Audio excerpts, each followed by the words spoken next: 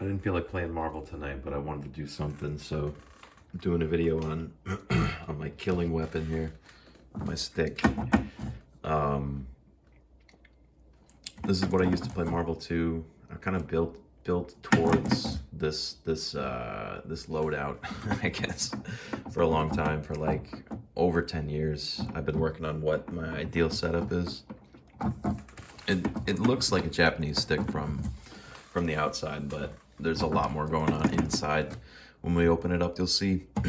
But it has the feel of a really tight Japanese stick with a circular gate. It doesn't have much throw at all.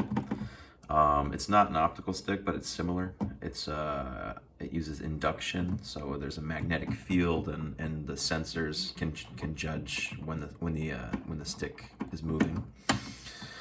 So like about there, and it activates the direction. So it doesn't take much, and it doesn't travel a lot either. That's maximum right there. So like when I'm doing the reflies, it's little motions.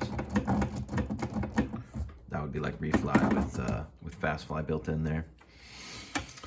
The buttons I use are I took available parts and made a close facsimile of this guy here. It's Seimitsu. It uses the fat keyboard switch from back in the day, the G1 Omron switch. You can't find these new anymore. They stopped making them quite a long time ago. Sanwa, I think these are actually technically discontinued too, but there's still a lot of stock of the Sanwa equivalent out there. The Sanwa OBSF RG or so. RG is their code for the type of switch that it uses. You can still buy those online from different suppliers, but I don't like them as much. I think they kind of feel like they're smooth, but the plunger doesn't sit up as high on these as they do on the Seimitsu ones, and I like that better. It just a little bit more give. Just feels better to me, and I think it yields itself to it's able to be pressed again. I think these are just more like, they just feel like they return a lot quicker. Part of it is just the sound too. I think the acoustics are better. Like, not that that's so important, but if you're gonna be playing like a ton of games, you might as well like the way that it sounds too. What else? Yeah, so basically this is one that I made with off-the-shelf parts. So you can still source these switches.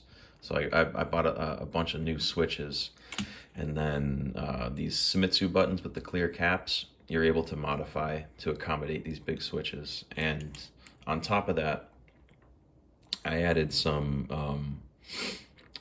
padding in there. It's just really thin plastic I cut in the shape of discs, and I put in a couple millimeters worth of lift so that the switches activate sooner than the stock button. So I think it plays really well with Marvel, particularly with Sentinel too. Really good for wave dashing, really good for refly. These are just Seimitsu's hologram inserts. I think they look pretty dope. But so these are inside. They've got, well, you know what the heck? We'll show you. They've got those fat G1 switches in there, and that's the joystick there. It's a Suzo Inductive. So it's not a Japanese stick, it's a Dutch stick of all things. You can see it says Rotterdam, Holland in there. I've been playing on these suckers for like 10 years, 12 years now, a long time.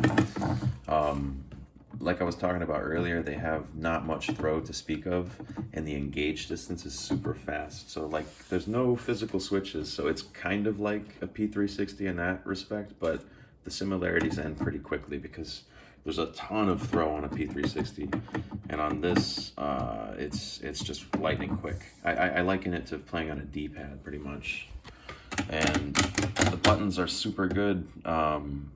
Like I said, for wave dashing, I think they're amazing. For fly on fly, they're really, really solid. Mashing is amazing too. Man, like, so this is it here for me. This is where I've landed after 10 years of digging around. That's the elevator button. I got this huge micro switch in there. Super heavyweight switch so that it's hard to press that by accident. So yeah, the handle on the inductive looks like this normally. And you have to find somebody that can fabricate you a shaft to get a Japanese style top on there, if that's what you're into, which you probably are, or a bat top or whatever. Right now on eBay, there's somebody selling a bunch of these, but they're sized like this for a wood panel. So you need to set them. On with risers or standoffs inside the body of your stick case in order to get them down to the right height. So they need to be mounted so that something like that much is exposed. So the one that I got was made by this dude. Was around the forums back in the day, Kowal. He was a Polish guy. He was really into this stick, and he made a bunch of components for it, including these shafts that are a lot shorter. So they're actually, you can see this part down in there is right here. So his stick with the ball top on it it's way down here. So you don't have to do any funny business when you mount it, right? I can mount it direct to the mounting plate there.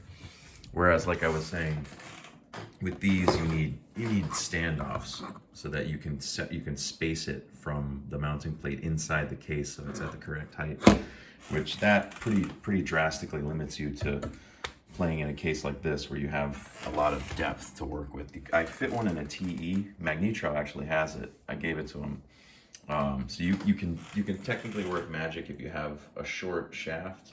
You can squeeze it into a smaller case, but I would recommend something like this or an old H-wrap or something. But yeah, that's it. The Suzo Inductive is where I landed for parts, and the buttons are the equivalent of Seimitsu's GXN buttons. That's it. Yeah, I didn't really want. I kind of burnt out on Marvel 2, but I wanted to do something, and this is it. This is just my the Highlander stick. This is where it ends for me. The button graveyard. These weird ones. I don't know who wants to play on that. Play Q-Bird on that sucker. Alright, that's about it. Thanks for watching.